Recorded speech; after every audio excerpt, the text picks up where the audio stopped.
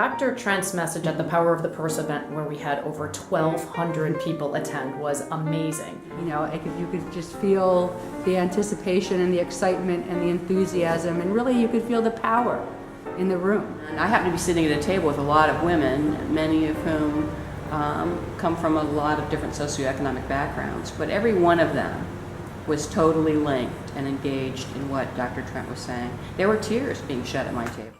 I have seen it.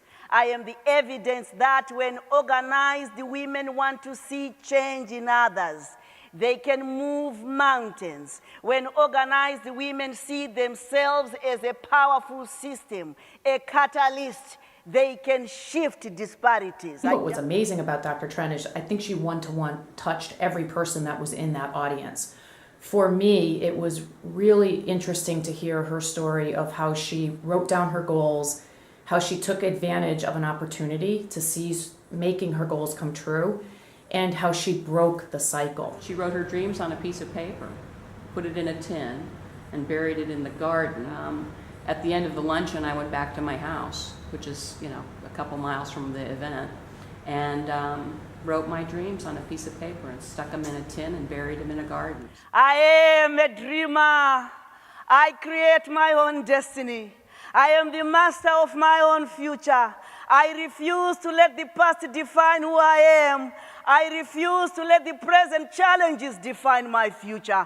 I refuse to let the ugly circumstances in my pathway define who I am.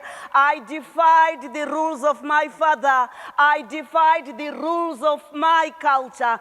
I refuse to keep silent about societal expectations that marginalize women and girls to be submissive at the expense of their dignity, and I will never be silent.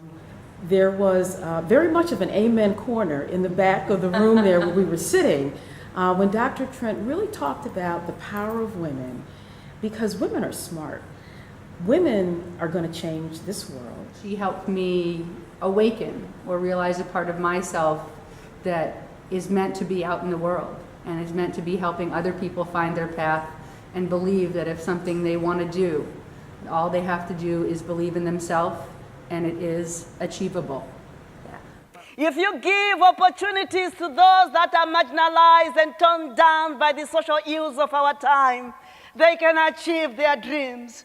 If you give opportunities to women and girls, it is the best investment that you can do.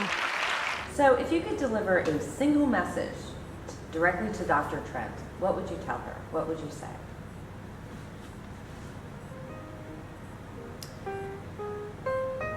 Thank you. It would be absolutely a thank you. Say thank you to Dr. Trent. In 2 words, I would say thank you. I mean, thank you for inspiring other women. Thank you for motivating us to help our families, help our children, and to support each other in the Women's Leadership Council. She is the embodiment of the kinds of things that we're trying to accomplish in our little community of Hartford. She's doing it all over the world.